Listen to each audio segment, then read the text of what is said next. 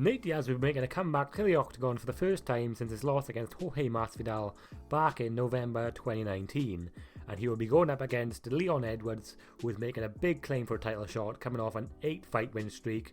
So let's see if Nate Diaz can stop this streak and make a title claim of his own.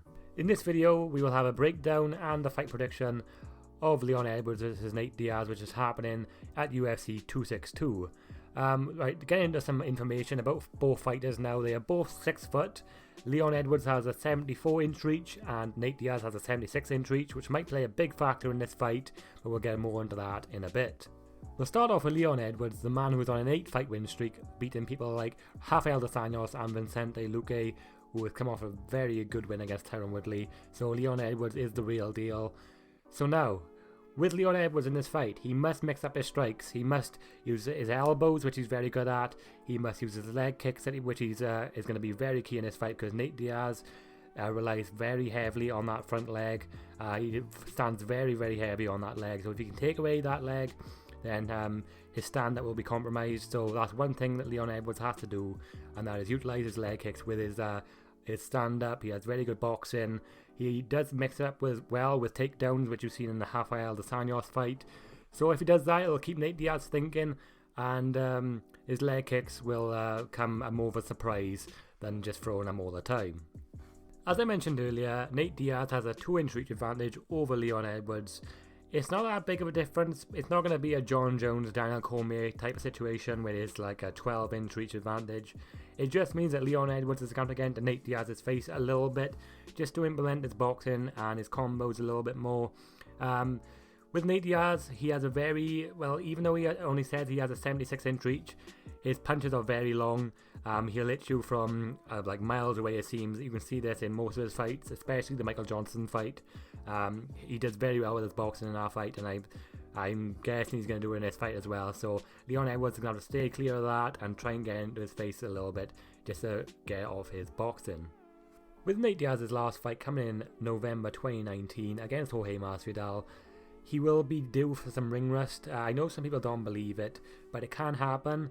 And with Nate Diaz having slow starts to his fights already in the past against McGregor and Masvidal, Leon Edwards needs to capitalise on that.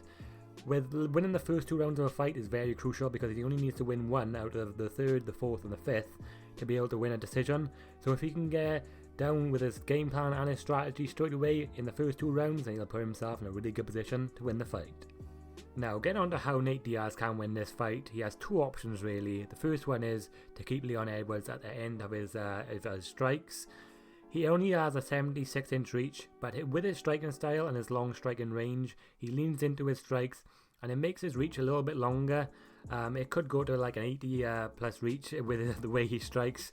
Or the other way he can win this fight is by getting into an ugly fight. With Leon Edwards, he can make it a clinch battle, and with Nate Diaz's gas tank, he can do this for about 10 rounds if he wanted to, which will weigh Leon Edwards down a little bit, which will get his striking power down.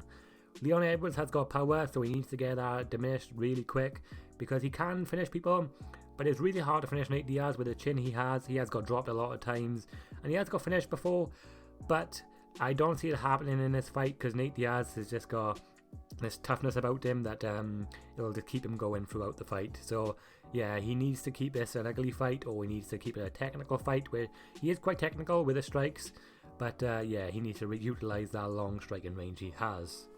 Now, if I asked you what the number 1 thing is that people do against Nate Diaz if they have trouble with him, I bet you could answer it, and I bet you will say that it is his leg kicks.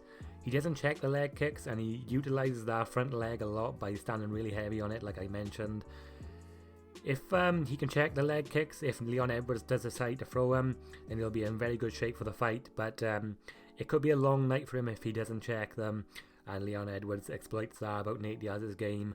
So just check them leg kicks, and also he needs to start really fast. Like I mentioned, for Leon Edwards winning this fight, he needs to start fast. Nate Diaz needs to start fast for him to win this fight. If he does, he can keep it going with his gas tank. I know he can. If he can keep it going the whole fight and start fast and implement his game plan, then it'll be a good night for Nate Diaz. So that's the breakdown part of this video done now. I'm going to give you my prediction, and my prediction is that Leon Edwards will scrape out a split decision win against Nate Diaz, winning 3 rounds to 2. I think that with Leon Edwards' confidence being this high at the minute, with coming off an 8-win streak, and Nate Diaz coming off a loss to Masvidal, it will prove to be a big factor in this fight.